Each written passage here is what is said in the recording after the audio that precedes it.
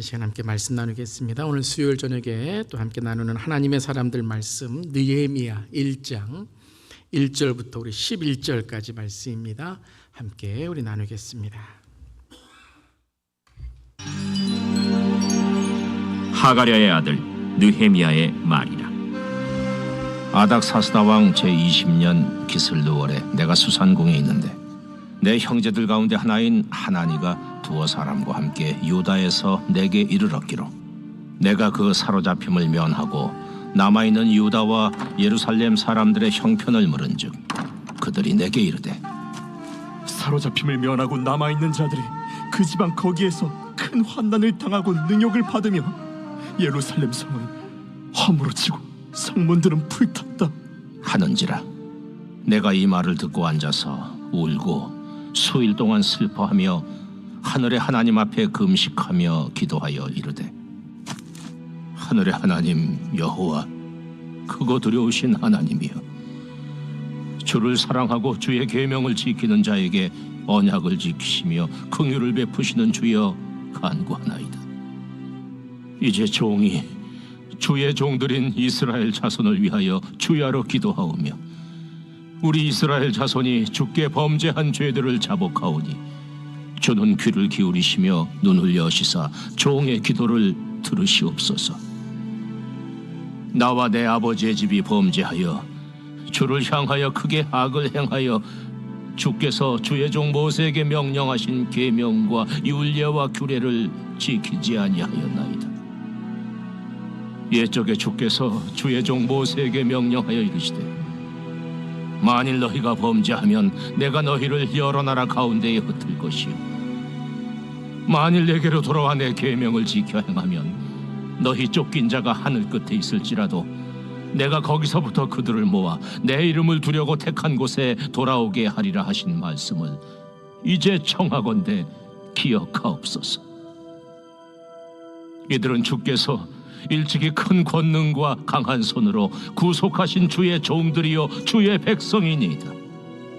주여 구하오니 귀를 기울이사 종의 기도와 주의 이름을 경외하기를 기뻐하는 종들의 기도를 들으시고 오늘 종이 형통하여 이 사람 앞에서 은혜를 입게 하옵소서 하였나니 그때에 내가 왕의 술관원이 되었느니라.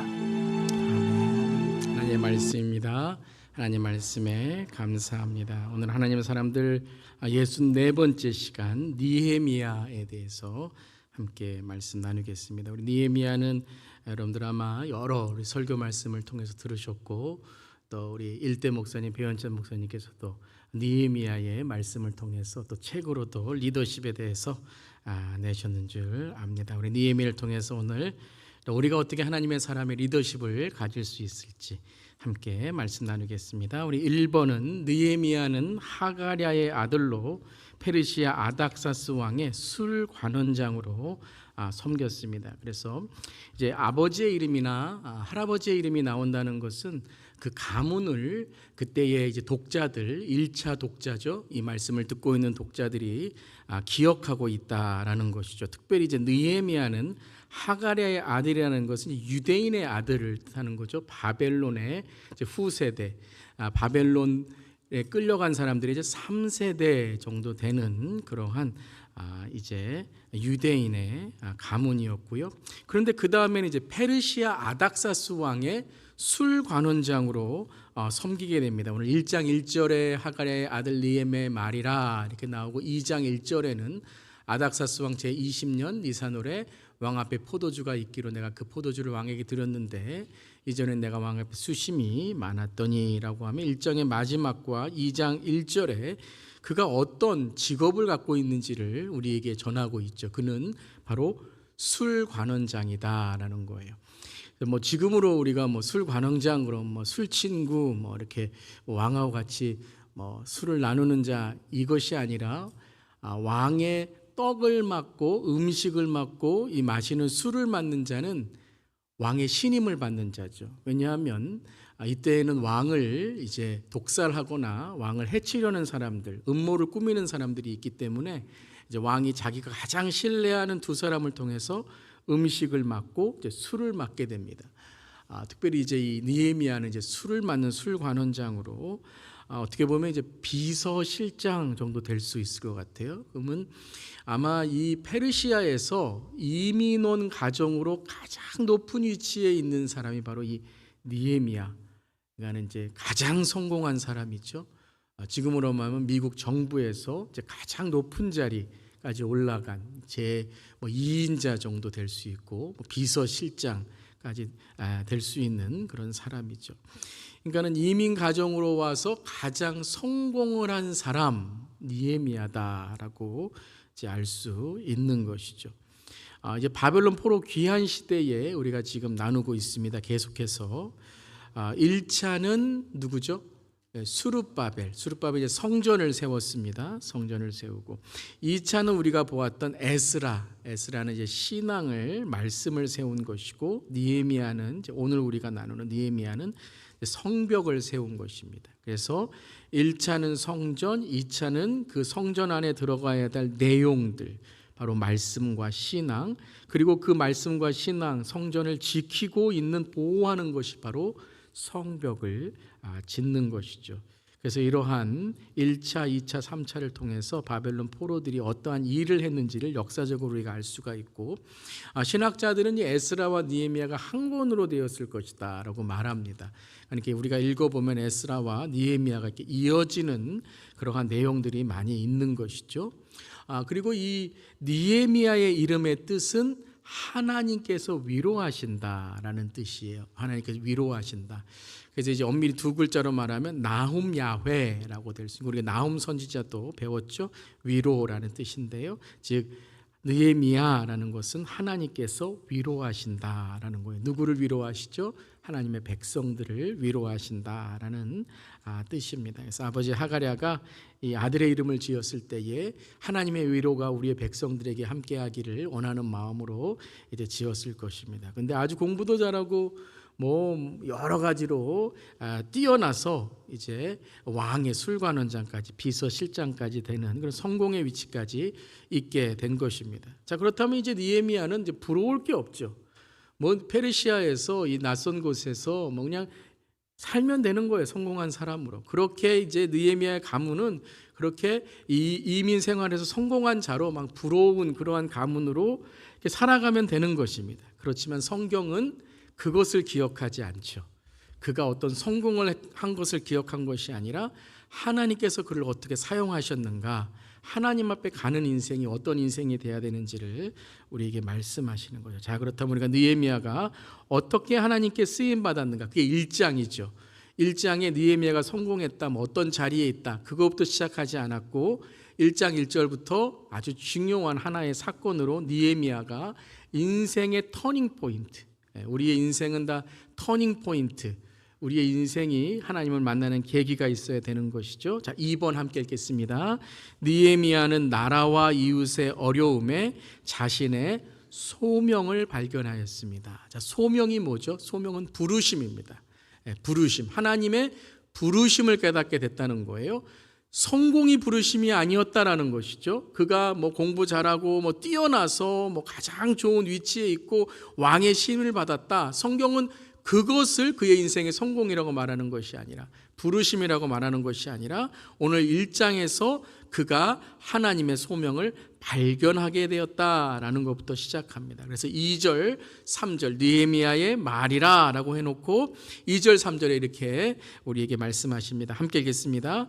내 형제들 가운데 하나인 하나니가 두어 사람과 함께 유다에서 내게 이르렀기로 내가 그 사로잡힘을 면하고 남아있는 유다와 예루살렘 사람들의 형편을 물은즉 그들이 내게 이르되 사로잡힘을 면하고 남아있는 자들이 그 지방 거기에서 큰 환난을 당하고 능력을 받으며 예루살렘 성은 허물어지고 성문들은 불탔다 하는지라. 자, 2절에 어떻게 시작하죠? 그 느헤미야의 형제 중에 그의 어떤 사촌이 될 수 있겠죠. 가운데 하나인 하나니아가 이제 유다에서 두어 사람과 함께 오는 거예요. 그러니까 1차, 2차를 통해서 이제 오게 된 것이죠. 내게 이르렀기로 그가 사로잡힘을 면하고 남아있는 유다 사람들과 예루살렘의 형편을 물었습니다. 자, 어떻게 살고 있나 관심을 갖게 된 것이죠. 자, 하나님의 민족, 하나님의 땅에 대한 관심으로부터 시작한다는 거예요. 여러분의 관심은 어디에 있습니까? 요즘 어떤 데 가장 관심이 있습니까? 그러면 하나님의 마음에 관심을 두고 하나님께서 하시는 계획에 관심을 둘 수 있기를 바랍니다. 자, 그것이 이제 느헤미야가 자기의 성공과 자기의 어떤 야망에서 하나님의 소명으로 바뀌는 장면이죠. 관심을 갖고 그 다음에 소식이 들립니다. 그들이 내게 이르되 사로잡힐 먼하고 남아있는 자들이 그 지방 거기에서 큰 환난을 당하고 능욕을 받으며 예루살렘의 성은 허물어지고, 성문들은 이제 이 성이라는 것은 성벽을 뜻하는 겁니다. 성전이 지어져 있지만 우리가 잘 알듯이 이 성전이 지은 것만으로 끝났죠. 그래서 그들이 신앙생활을 바로 하지 못하고 신앙생활을 올바로 하지 못해서 이제 에스라가 귀환하고 느헤미야 그 다음에 귀환하는 일들이 있게 되는데, 그 소식은 바로 예루살렘 성벽이 허물어지고 성문들은 불타 있다라는 것, 그 불타서 모두 회파가 됐다는 것을 전하게 되는 것이죠. 관심을 갖고 소식을 들었습니다. 자, 거기서 끝날 수 있어요. 우리도 어떠한 어려운 사람들, 또 가난한 사람들, 억압받는 사람들, 도움이 필요한 사람들, 우리 주위의 이웃들 다 어려운 거 알고 있어요. 우리 그 성도님 요즘에 어렵습니다. 어쩌면 다 알고 있을 수도 있어요. 그런데 몇 분이나 도울까요? 우리가 정말 어려운 그런 기아들, 지금 지진으로 인하여, 불로 인하여, 자연의 재해로, 전쟁으로 인하여 우리가 소식을 많이 듣고 있지만 우리가 많은 경우에 저도 회개하는 것이 들음으로 끝날 때가 있다는 거죠. 그런데 우리가 잘 알듯이 그 들음과 그 소식이 이제 하나님의 소명으로 바뀌는 것은 우리 지난 시간에 에스더도 보았지만 이때를 위함이 아닌가. 그의 시간과 공간을 하나님의 때로 바꾸는 결단인 것이죠. 자, 느헤미야도 동일합니다. 우리가 이제 우리 하나님의 사람들은 이제 전체적인 주제로 보기 때문에 여러분이 좀 전체 그림을 우리가 보게 된다면, 제가 의도적으로 제가 이렇게 포인트를 잡고 있지만 우리의 신앙은 결단입니다. 아멘. 선택입니다, 여러분. 무엇을 선택하냐에 따라 우리는 믿음의 사람이 되기도 하고 믿음과 멀어지는 사람이 되기도 하는 것이죠. 예배도 뭐예요? 예배도 선택입니다. 결단입니다. 내가 이 시간을 무엇으로 내가 살 것인가, 무엇으로 내가 지날 것인가. 사정이 있으면 온라인으로도 예배를 드릴 수 있는 그러한 우리의 결단과 그리고 우리의 선택이 있어야 됩니다. 다니엘 결단이 있었죠. 에스겔 결단이 있었죠. 에스더 결단이 있었죠. 느헤미야 결단이 있었죠. 모두 다 바벨론에 살고 있었어요. 페르시아에 살고 있었어요. 어떻게 보면 민족 탓, 나라 탓, 내가 왜 여기에 있지? 예루살렘에도 있지 않고 이스라엘에도 있지 않고 내가 왜 여기서 이러고 있지? 내가 이민 오고 싶지 않았는데, 내가 미국에 오고 싶지 않았는데 무슨 배우자 때문에 왔네. 우리 자녀들 그럴 수 있잖아요. 내가 미국에 살고 왜 이렇게 정체성의 혼란을 갖고 있지? 머리는 까만데 이렇게 다 이렇게 미국에서 이런 다인종들과 살고 있네. 그러면서 우리가 내 장소를 한탄할 수 있다는 거예요. 시간, 내가 왜 이 시대에 살고 있지? 내가 하필이면 왜 바벨론 포로 시대에 왜 살고 있지? 하필이면 왜 이렇게 어려운 시대에 살고 있지? 1950년, 60년대는 미국이 얼마나 잘 살았는데 그때가 아니라 이렇게 어려운 시대에 살고 있나? 물론 여러분 지금 우리도 다른 이런 정말 가난한 국가보다는 우리가 편안하게 살고 있지만 그렇게 우리가 한탄할 수 있다는 거죠. 그런데 그러한 내 공간과 시간을 탓하며 불평하며 원망하고 있는 느헤미야는 또한 성공으로 이제 부러울 게 없는 거예요. 그때 하나님께서 그 시간과 공간에 무엇을 주시는 거예요? 이때를 위함이 아닌가. 그때와 시간과 네가 있는 자리가 누구를 위한 것인가를 말씀하시는 거죠. 이걸 한마디로 뭐라 그러죠? 이게 계시라는 겁니다. 계시는요, 그냥 하나님께서 막 번쩍하는 그런 계시도 있겠지만 우리의 일상 속에서 하나님의 주시는 이런 터닝 포인트, 전환점, 어떤 계기가 되는 것, 설교 말씀 들을 때도 그럴 수 있고 내가 혼자 성경 말씀 읽을 때도 그럴 수 있고 기도할 때도 그럴 수 있고 하나님이 내 삶에 하나님의 뜻을 개입하는 시간, 그 계시가 임한 거예요. 에스더에게 그 계시가 임한 거, 오늘에는 느헤미야에게 그 계시가 임한 거예요. 편안하게 살고 나 혼자 잘 먹고 잘 살고 성공하고, 여러분 부러울 게 없어요. 지금 이민 와갖고 이 페르시아에서 가장 높은 자리는 유대인입니다. 그런데 이 느헤미야가 어떤 이때를 위함이 아닌가? 하나님의 계시에 자기의 공간과 시간을 하나님의 시간과 공간으로 바꾸는가? 무엇이라고요? 결단이라는 거예요. 결단. 하나님께 결단한 자는 하나님께 쓰시는 줄 믿습니다. 근데 이제 그 말을 듣고 느헤미야가 어떻게 마음이 변하는가? 우리 4절 5절 함께 읽겠습니다. 내가 이 말을 듣고 앉아서 울고 수일 동안 슬퍼하며 하늘의 하나님 앞에 금식하며 기도하여 이르되 하늘의 하나님 여호와 크고 두려우신 하나님이여 주를 사랑하고 주의 계명을 지키는 자에게 언약을 지키시며 긍휼을 베푸신 주여 간구하나이다. 느헤미야는 기도의 사람이에요. 여러분 기도의 사람 되시기를 바랍니다. 특별히 참 여러분 어떻게 보면 저는 느헤미야가 가장 결단하기 힘든 자리에 있다고 생각을 해요. 어렵거나 내가 지금 막다른 골목에 있을 때는요, 그때는 결단하기가 어쩌면 밀려서 결단할 수 있어요. 에스더가 밀려서 결단했다는 건 아니지만 모르드게가 너 이때를 위함이 아닌가, 이때를 위함이 아닌가 했더니 그래요, 죽으면 죽으리라 하겠어, 뭐 그럴 수 있어요. 근데 느헤미야는요, 자기가 지금 모른 채 할 수도 있어요. 그냥 듣고 아유 불쌍하네, 가서 뭐 조금 뭐 도와줘라, 가서 뭐 이렇게 내 이 은행에 있는 뭐 이 창고에 있는 것 뭐 그 몇 개 갖다 줘라, 이렇게 할 수 있는데 그는 어떻게 했어요? 첫 번째, 수일 동안 슬퍼하며 금식하며 기도했다는 거예요. 기도의 사람이라는 거예요. 하나님의 마음이 느껴졌다는 거죠. 하나님의 마음이 느껴졌다는 거예요. 그러고 나서 11절까지 그는 기도하며 주여 구하오니 귀를 기울이시고 주의 이름을 경외하기를 기뻐하는 종들의 기도를 들으시고 주님 은혜를 입게 하여 주시옵소서. 그때에 내가 왕의 술관원이 되었느니라. 11절에 그렇게 끝나요. 저는 이 말씀을 오늘 1절부터 11절을 몇 번 묵상하면서 왜 마지막에 주여 은혜를 입게 하소서 해놓고 그때에 내가 왕의 술관원이었다는 것을 왜 다시 한번 강조할까요? 이건 뭐냐면 내가 결단했어요. 내가 결정했어. 뭐라고요? 내가 이제 술관원의 자리를 내려놓고 내 이 많은 재산을 내려놓고, 물론 이제 총독으로 가게 되겠지만 내가 이 편안한 자리를 내려놓고, 예를 들어서 이거죠. 내가 이제 노후의 은퇴, 내가 이제까지 이 많은 물질을 내가 노후에 편안히 살려고 모아놨는데 하나님께서 선교사로 부르신 거예요. 그래서 내 평생 주님의 선교를 위해서 내가 헌신하겠습니다. 내가 주님을 위해서 내 평생을 바치겠습니다. 아무도 아멘 안 하시네요. 저만 아멘. 네.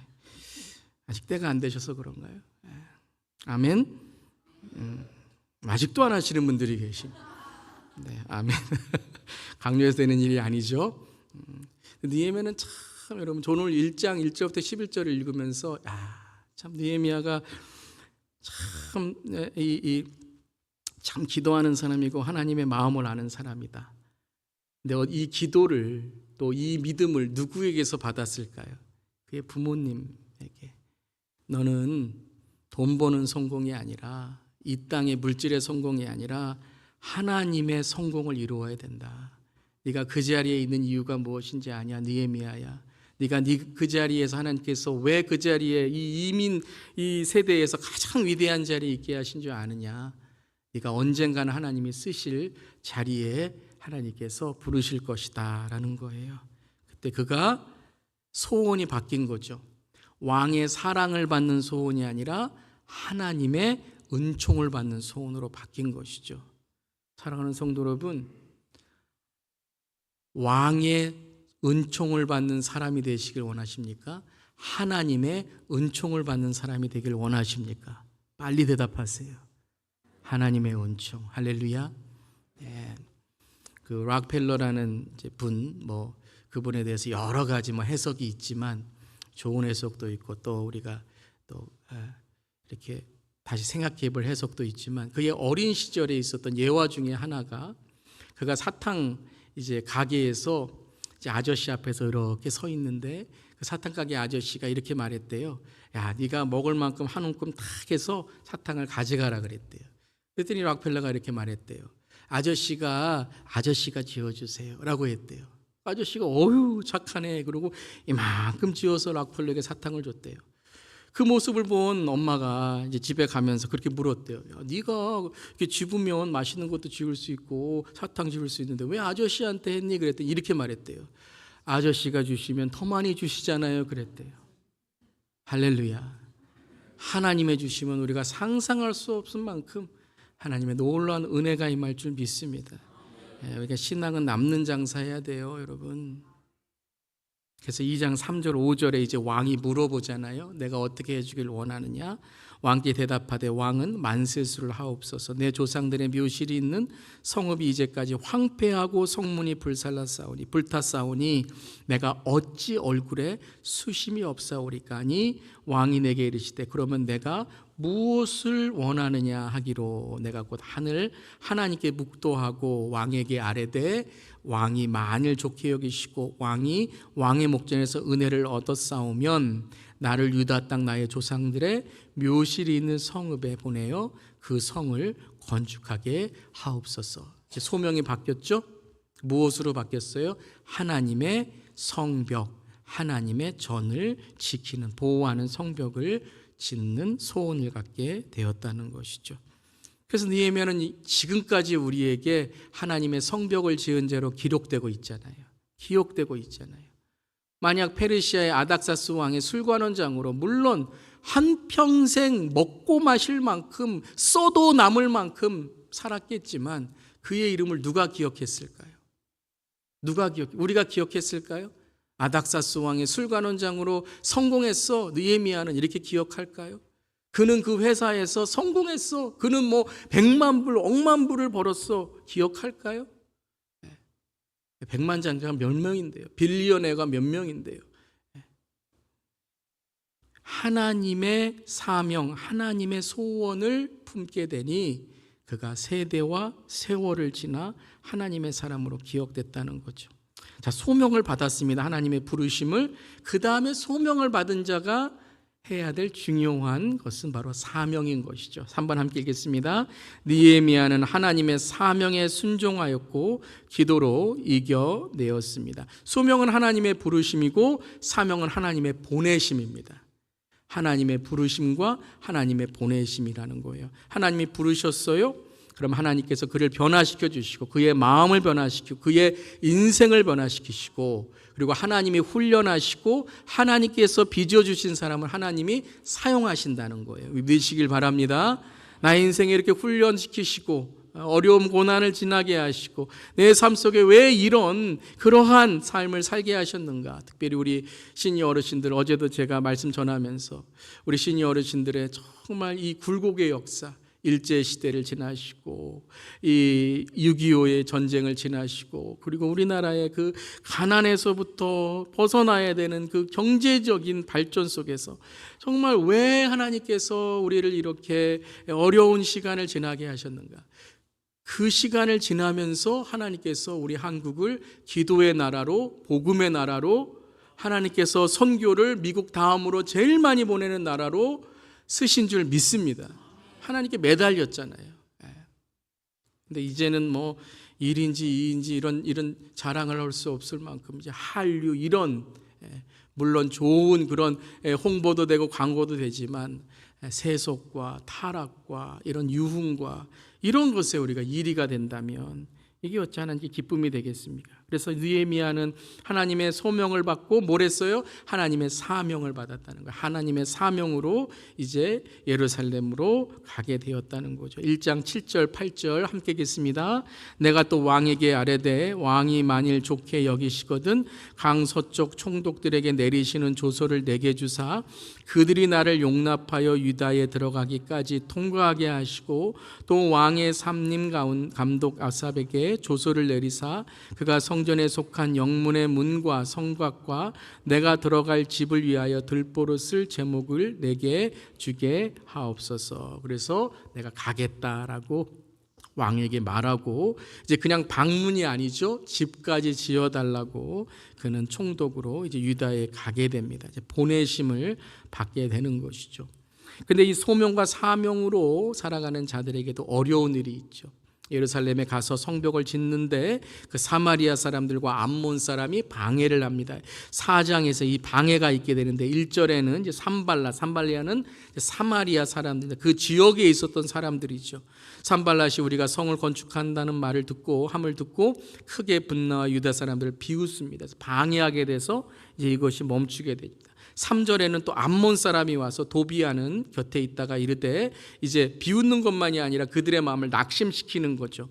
건축하는 돌 성벽은 여호가 올라가도 곧 무너지리라. 그러니까 참 보잘것없다라는 거예요.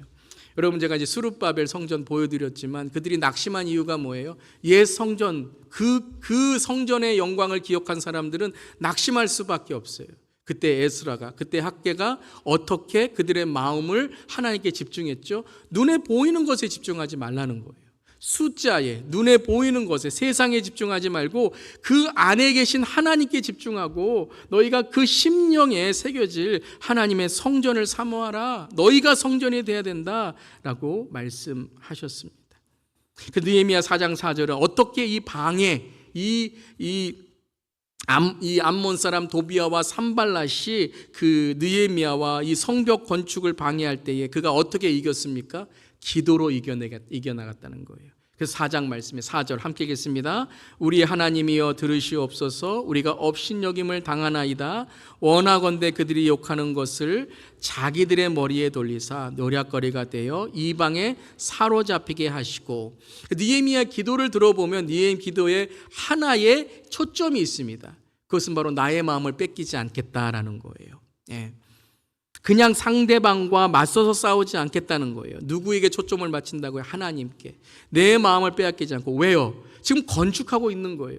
지금 세워져야 하는 거예요. 조금이라도 마음이 빼앗기면, 리더로서 마음이 빼앗기면 모든 백성들이 낙심하게 되어 있는 것이죠. 그래서 4장 9절을 보면 우리가 우리 하나님께 기도하며 또 한 손에는 그들로 말미암아 파수꾼을 두어 주하로 방비하는데 한 손에는 창을 들고 한 손에는 기도하는 그러한 말씀과 그러한 신앙을 들고 그들이 계속해서 주야로 이 방해를 이겨내고 있었다라는 것이죠.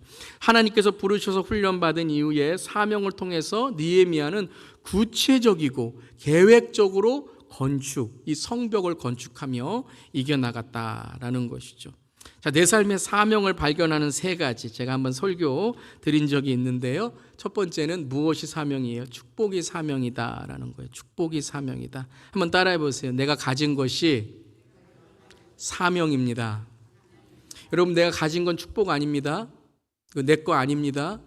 많은 분들이 내가 가진 건 내 것이라고 내 마음대로 축복이니까 복이다 라고 쓰는데, 여러분, 하나님의 목적과 하나님의 방법대로 쓰지 않으면 언젠간 하나님께서 거두어 가실 수도 있다라는 거예요.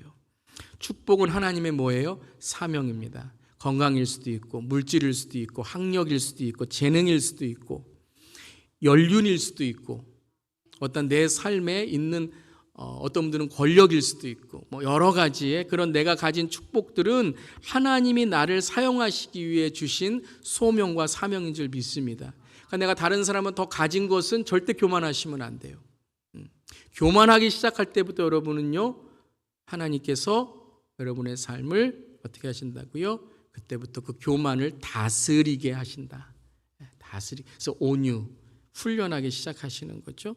그래서 내가 가진 것은 절대 교만하시면 안 되고 어떻게 하셔야 돼요? 사명, 나누고 베풀고 그리고 다른 이들을 위해 하나님의 영광을 위해 사용해야 되는 줄 믿습니다. 우리 다 뭔가 하나씩 더 가지셨어요. 네. 그것을 하나님께서 사용하시길 원하신다라는 거예요. 자, 두 번째는 여러분 기억하실 거예요. 뭐가 사명이에요? 부담감이 사명이에요. 부담감이라는 것은 마음에 안 드는 거예요. 뭐 거룩한 부담감, 뭐 그래서 그런 뭐 것도 있지만 마음에 안 드는 거예요. 어떤 분들은요, 교회 딱 오시면 뭐가 떨어져 있나 이렇게 보시는 거예요. 마음에 안 드는 거예요. 그리고 어떻게 하세요? 이거 누가 떨어뜨렸어? 이러시는 거예요. 누가 떨어뜨렸어 하시기 전에 어떻게 하셔야 돼요? 그분의 사명은 주우시는 거예요. 남은 안 보여요. 전 딱 오면 이제 이 줄이 이렇게 삐뚤삐뚤 있나 이렇게 봐요. 아주 이제 우리 교회는 뭐 딱 이렇게 줄도 잘 맞춰 있는데 이렇게 딱 보면 누가 이거 들었어 하면 안 돼요. 내가 맞춰야지 그러시는 거예요. 그게 여러분 은사입니다. 은사. 아무나 못 봅니다. 여러분 다 그게 보일 줄 아시죠? 아무나 못 봅니다. 어떤 분은 이제 뭐 찬양단이나 경찬팀이나 우리 찬양대에서 이렇게 찬양하면 어이구 거기 테너의 음이 조금 요번에 틀리셨네요. 그분은 어떻게 하셔야 돼요? 찬양대 들어가셔야 돼요. 앞으로 이제 우리 찬양대 이제 하게 되면 들어가시고 안 들려요. 다른 사람은 안 보여요. 그분에게 주신 은사인 겁니다. 그래서 부담감은 하나님께 주시는 나의 사명이다. 마음에 안 드는 건 누구에게 잔소리하라고 주신 것이 아니라 내가 먼저 본을 보이라고 주신 것, 사명인 줄 믿습니다. 아멘. 자, 세 번째, 무엇이 사명이에요? 상처가 사명이에요. 고난과 경험이 사명이 되는 것이죠. 하나님께서 우리에게 때로는 상처를 주시고 고난을 주실까요? 그것을 통해서 상처 입은 자들을 치유하라라는 거예요. 헨리 나우엔이라는 유명한 신학자이고 또 영성학자가 쓴 책 중에 상처 입은 치유자라는 책이 있습니다. Wounded Healer라는 책이에요. 너무나도 은혜로운 책, 여러분 한번 읽어보시면 좋을 것 같아요. 상처 입은 치유자 중에 가장 우리에게 대표적인 분은 바로 예수님이시죠. 우리를 어떻게 치유하셨습니까? 우리가 히브리서 지금 읽잖아요. 그가 우리의 연약함을 아시는 것은 그가 우리의 고통과 우리의 아픔을 직접 체험하셨기 때문이다라는 거예요. 하나님께서는요 우리에게 고난과 경험을 주심으로 우리 주위에 상처 입은 자, 우리 주위에 위로받아야 될 자를 알도록 보이도록 하시는 것이죠. 제가 말씀드렸지만 참 병원에 신방 가면요 항상 깨닫는 것이 참 우리 주위에 참 몸이 편찮으신 분들이 많이 계십니다. 다 건강한 것 같은데요. 신방하거나 또 어려운 분들 보면 참 우리 주위에 어려운 분들이 많이 있어요. 여러분 장애우들 참 많이 있습니다. 몸이 어려운 분들 많이 있습니다. 시니어분들, 우리 어르신분들, 우리 돕고 또 함께 또 좋은 그런 우리의 삶의 인생의 격언을 들어야 될 분들도 많이 있습니다. 사랑하는 성도 여러분, 우리 서로의 아픔과 서로의 그런 상처를 치유하시는 예수님을 만나는 사명으로 바꾸는 우리 모두기를 바랍니다. 그래서 우리는 다 실수가 많기 때문에 상처를 우리가 참 우리 자신이 예수님을 만나서 힐링이 먼저 돼야 되는 거예요. 함부로 우리가 상처에 대해서도 고난에 대해서도 우리가 우리 자신도 그렇지만 우리가 서로에게도 정말 예수님을 만날 수 있는 그런 기회로 또 우리 자신을 다시 한번 돌아볼 수 있는 기회로 만드는 것이 또한 사명인 줄 믿습니다. 첫 번째, 축복이 사명이고 마음에 안 드는 것이 사명이고 고난과 상처 그리고 그것을 통한 경험이 우리의 사명인 것이죠. 느헤미야는 이 세 가지가 다 자기의 사명으로 깨달아진 거죠. 자기의 높은 자리, 자기가 가지고 있는 물질, 자기의 위치가 뭐가 됐죠? 사명이 됐습니다. 그가 아니고서는 아마 성벽을 못 지을 수도 있어요. 왕에게 그만한 성벽을 지을 수 있는 그런 재료들과 또 그러한 리소스들을 못 구할 수 있었어요. 못 구할 수도 있었을 겁니다. 근데 축복이 사명을 깨달았어요. 마음에 부담감이 있었잖아요. 그걸 떨쳐버릴 수 있어요. 마음에 불편했어요. 소식을 들었을 때에 얼마나 여러분 고민했겠습니까? 그걸 다 놓고 가야 되고 자기 위치를 다 놓고 가야 돼요. 예루살렘에 무슨 편안한 호텔이 있겠습니까? 물론 자기의 집을 짓도록 쓸 재료를 얻었지만 이 아닥사스 왕 아래에 있는 것보다는 비교할 수가 없었겠죠. 그런데 그 부담감을 사명으로 바꾸었던 거예요. 그 고난과 상처, 자기의 그 세대의 할아버지와 자기의 아버지의 그 이민 세대의 아픔을 그는 애국심으로 나라를 사랑하는 마음, 그 사명으로 바꾸었던 거죠. 그들의 눈물을 알았던 거예요. 할아버지가 흘렸던 눈물, 아버지가 흘렸던 눈물을 그는 알고 조국으로, 민족으로 돌아갔던 것이죠. 사랑하는 성도 여러분, 우리도 무엇이 사명인지를 깨닫고 살아가는 우리 모두기를 바랍니다. 그럼 우리의 삶에 목적이 생겨요, 여러분. 요즘에 무의미한 삶 같으세요? 나는 목적이 없어, 의미가 없어, 맨날 심심해, 여러분, 무엇이 내 삶의 사명인지를 깨달을 때에 내 평생 그리고 주님 앞에 어떻게 서야 될지를 깨달을 줄 믿습니다. 아멘. 마지막 네 번째입니다. 함께 하겠습니다. 느헤미야는 하나님의 인도하심으로 성벽을 재건하였습니다. 네, 성벽을 재건했어요. 2장 17절에도 그는 무엇을 해야 되는지를 알았죠. 함께 하겠습니다. 후에 그들에게 이르기를 우리가 당한 공경은 너희도 보고 있는 바라. 예루살렘이 황폐하고 성문이 불탔으니 자, 예루살렘 성벽을 건축하여 다시 수치를 당하지 말자 하고 근본적인 문제에 대해서 어떻게 해결하는지를 알았다는 거예요. 그냥 눈물만 흘리고 이거 어떻게 하냐라는 것이 아니라 리더는 무엇을 해야 되냐면요, 근본적인 해결점에 대해서 방향을 제시할 수 있어야 돼요. 성벽을 만들어야 된다는 거예요. 그 성벽을 만들어야 성전을 또 마을을 보호할 수 있는 것이죠. 성전만 지어놓고 야 우리 일은 다 끝났다? 아니라는 거예요. 벽군이 쳐들어오고 그리고 숱한 그러한 영적인 공격이 있는데 성벽을 세워야 된다는 것이죠. 그래서 많은 어려움 속에서도 느헤미야는 리더십을 발휘해서 놀라운 일이 일어났죠. 우리 성벽이 얼마 만에 다 지어졌어요? 52일 만에 멈췄습니다. 몇 년 동안 멈춰 있었어요. 그 방해 때문에. 그런데 하나가 되어서 한 마음으로 나가니까요, 기적이 생겼어요.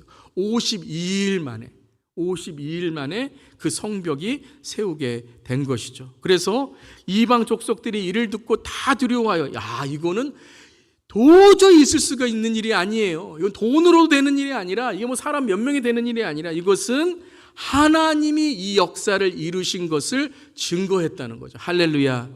이 일이 일어날 줄 믿습니다. 아멘. 아멘. 우리 주 예수 교회가 정말 하나님께서 정말 이렇게 우리 교회가 든든하게 쓴 것도 하나님이 이 역사를 이루신 줄 믿습니다. 리모델링 하시고 건축하시고 특별히 우리 사회성교관 다음 세대를 위해서 이렇게 하나님께서 주신 하나님의 축복인 줄 믿습니다. 그럼 뭐를 우리가 이루어가야 돼요? 사명이죠. 다음 세대를 위한 축복은 다음 세대를 위한 사명이 되어야 되는 줄 믿습니다. 그런데 이 성벽이라는 것은 오늘 느헤미야를 쭉 읽어보면 단지 외면적인 건물의 성벽 건축만이 아닙니다. 이것이 세 가지로 우리가 어떤 성벽을 재건했는지를 알게 되는데요. 첫 번째는 영적 리더십의 성벽을 재건하게 됩니다. 그래서 성벽이 재건된 이후에 느헤미야가 무엇을 재건하는가를 보게 되면 우리도 여러분 내 삶에 어떠한 일이 이루어졌어요. 뭐 학교, 대학교를 들어갔다거나 사업을 새로 시작했다거나 내가 이렇게 뭐 투자를 했는데 조금 하나님께 축복을 주셔서 물질이 생겼다거나 아니면 내 건강이 이번에 해결에 대해서 하나님께서 내가 병이 있는가라고 해서 검사를 해봤더니 건강합니다. 그래서 내가 이제는 하나님께 더 내가 쓰임 받아야지 하는 그 하나님께서 채워주시는 거. 뭐 자녀가 결혼을 하셨어요. 뭐 자녀가 잘 되셨어요. 아니면 좀 어려움이 있다가 조금 해결이 됐어요. 그 다음에 하나님께 중요한 건 뭘 재건하라고 하시는데 첫 번째는 영적인 리더십, 영적인 나의 삶의 성벽을 세우라는 거예요. 그래서 7장 1절에 성벽이 건축되며 문짝을 달고 함께 하겠습니다. 문지기와 노래하는 자들과 레위 사람을 세운 후에 내 아우 하나니와 영문의 관원 하나냐가 함께 예루살렘을 다스리게 하였는데 자, 이 두 사람이 어떤 사람인지를 이렇게 설명합니다. 함께 하겠습니다. 하나냐는 충성스러운 사람이요 하나님을 경외함이 무리 중에서 뛰어난 자라. 자, 성벽을 지은 이후에 영적인 리더십을 세우는데 어떤 영적인 리더십이라고요? 충성, 변하지 않는 마음이 돼야 된다는 거예요. 뭐 일 한번 잘 됐다고 하나님은 잘해 주시네. 뭐 이제는 뭐 기도도 안 해도 되고 말씀 그럼 다 무너집니다. 그리고 하나님을 경외함이 무리 중에서 뛰어난지라. 그럼 여러분 그건 잘된 것, 또 내 삶 속에 어려운 것들을 예수 그리스도 만난 간증으로 만드셔야 돼요. 하나님의 살아계심을 증거하셔야 돼요. 그래야지만 여러분이 겪은 경험과 여러분이 겪은 그 축복이 사명이 될 수 있는 거예요. 어떻게 해야지만요? 예수 만난 증거를 여러분이 전하셔야 돼요. 여러분 그러니까요. 여러분 제자 훈련 듣고 조금 몇 달 지나면요. 여러분 다 잊어버려요. 수련회 갔다고 부흥회 때 다 잊어버려요. 저도 뭐 설교한 다음에 하나님 감사합니다 그러고 뭐 그 한 며칠 지나면 다 잊어버려요. 그러니까 우리가 뭐가 있는 거예요? 수요 예배도 있고 매일 PT도 있는 거잖아요.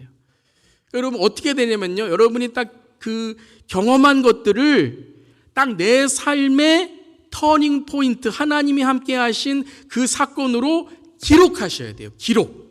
이게 참 중요합니다. 그냥 기억만 하면 안 돼요. 기록은 기억을 지배한다라는 말이 있어요. 그래서 여러분, 우리 교회도 앞으로 통교도 다음 세대는 중요한 게 우리 연구하는 것, 기록하는 거예요. 그래서 많은 우리 전문가분들 함께 연구하고 기록하고 다음 세대가 어떻게 선교적 다음 세대로 이어갈지를 우리가 증거하는 건데 그 중심에는 누가 계셔야 돼요? 예수님이 계셔야 되는 거예요. 누가 잘해서 누가 비전을 세워서 말할 필요 없어요. 누가 해서 말할 필요 없어요. 딱 하나예요.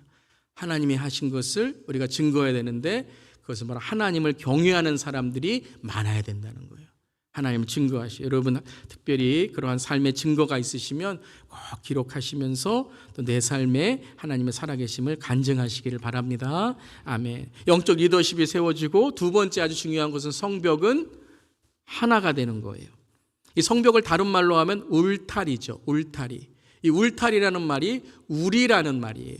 그러니까 우리라는 말이 울타리에서 나온 거예요. 즉 한 명도 나가면 안 돼요. 한 명도 이 영적인 하나님의 보호하심에서 나가면 안 되는 거예요. 영적인 리더를 키워야 된다는 거예요. 특별히 이제 이 느헤미야에서는 다음 세대. 앞 세대에서는 이렇게 잘했는데 좀 몇 세대만 다음 세대 몇 세대만 지나면요 다 나가버리잖아요. 이 어떤 문으로도 다 여우의 문으로 나고 다 나가버려요. 떠난다고 나가고 다음 세대 나가고 우리도 지금 대학교 가면 직장 가면 근데 요즘에는요 중학교만 가면 중학교만 가도 하나님 떠난대요.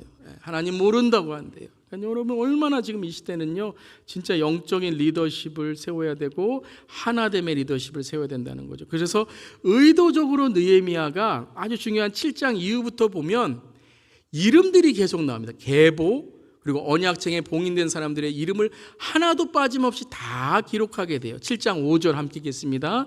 내 하나님이 내 마음을 감동하사 귀족들과 민장들과 백성을 모아 그 계보대로 등록하게 하심으로 내가 처음으로 돌아온 자의 계보를 얻었는데 거기에 기록된 것을 보면 하면서 7절부터 72절까지 60몇 절을요 사람 이름만 계속 씁니다.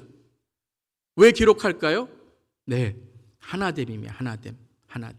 네. 여러분 우리가 이름을 부른다는 것은 그 사람을 기억하는 거죠. 근데 그 이름을 기록한다는 것은 여러분 그 계보를 쓴다는 것은요. 우리도 여러분 우리 교회에 이제 역사, 요람 이런 이제 연역 이렇게 나오잖아요. 그 이름을 쓴다는 것은요. 단지 그분이 안수받고 그분이 직분받고 그분이 하나님의 사역에 쓰임 받았다는 것만 쓰는 게 아니에요. 그것은 그분의 가정을 쓰는 거예요. 가정을.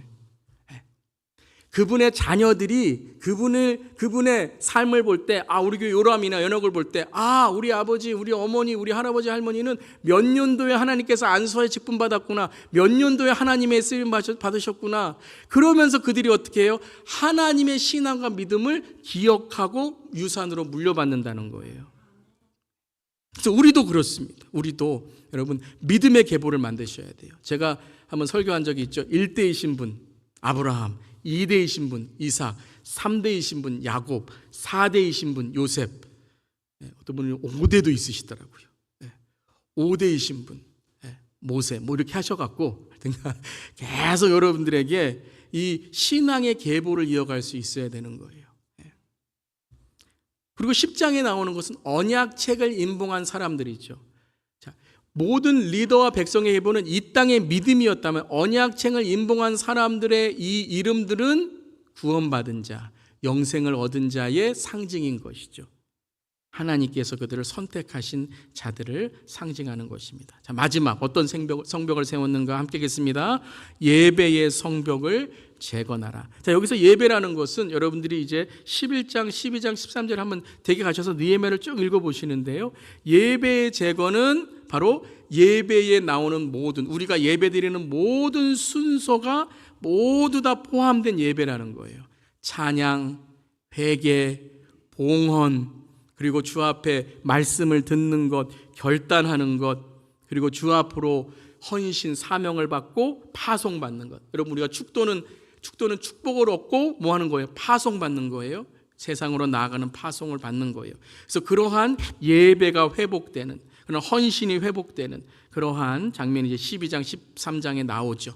12장 27절 함께 읽겠습니다. 예루살렘 성벽을 봉헌하게 되니 각처에서 레위 사람들을 찾아 예루살렘으로 데려다가 감사하며 노래하며 제금을 치며 비파와 수금을 타며 즐거이 봉헌식을 행하려 하며. 제가 오늘 이 말씀을 읽으면서 여러분, 예배는요 노력입니다. 찾아야 돼요, 여러분. 하나님의 임재를 찾고 하나님의 사람들을 찾고 하나님께 주신 은혜를 찾아야 돼요. 아멘. 그러니까 예배 그냥 가만히 앉아 계셔서 그냥 좋은가 보다 이러면 안 돼요. 여러분들이 예배에 집중하셔야 돼요. 레위 사람들을 각처에 찾아 예배를 회복하려면 어떻게 된다고요? 노력하셔야 돼요. 헌신하셔야 돼요. 예배에 내가 집중하셔야 돼요. 특별히 수요 예배는 더 집중하셔야 되죠. 오늘 하루 일하시다가 피곤하시잖아요. 주님께 나오고 여러분 좀 졸음이 나시면 일어나세요. 허리가 아프시면 일어나세요. 일어나서 주님께 집중하면서, 그런다고 뭐라 그럴 사람은 없어요, 여러분. 집중하면서 주 앞에 나오는 삶을 통해서 내가 하나님께 더 내 마음을 봉헌하고 드려지게 되는 것이죠. 13절 마지막 절입니다. 우리 마지막 30절 31절 함께 읽겠습니다. 내가 이와 같이 그들에게 이방 사람을 떠나게 하여 그들을 깨끗하게 하고 또 제사장과 레위 사람의 반열을 세워 각각 자기의 일을 맡게 하고 또 정한 기한에 나무와 처음 익은 것을 드리게 하였사오니 내 하나님이여 나를 기억하사 복을 주옵소서. 느헤미야 마지막 31절의 고백이 뭐예요? 바로 이것이에요. 내 하나님 나를 기억하사 복을 주옵소서. 딱 이 고백이죠. 이 앞에 모든 것들은 다 뭐라고요? 하나님의 주신 은혜이다라는 거예요. 하나님의 주신 은혜. 근데 특별히 13장에서는 그들이 이방 사람들과 특별히 우상을 섬기는 민족과 결혼하고 그 이방 사람들의 문화를 받아들이고 이 모든 것들을 뭐예요? 회개하면서 돌이켜서 주 앞에 나오는 거예요. 그 예배가 회복된 거죠. 우상의 제사가 아니라 바로 하나님을 예배드리는 예배가 회복됨으로써 마지막에 내 하나님이여 나를 기억하사 복을 주심을 감사드립니다. 저는 이 마지막 구절을 읽으면서 느헤미야가 고백하는 거예요. 나는 참 하나님 선택하기를 잘했구나. 나는 하나님 결단하기를 잘했구나. 세상의 복과는 비교할 수 없는 이 천국과 하나님의 구원의 복을 얻게 된 하나님, 저를 주님 선택해 주심을 감사드립니다. 기도했다는 거예요. 사랑하는 성도 여러분, 우리도 하나님 나를 선택해 주심을 감사드립니다. 나에게 은혜 주심을 감사드립니다.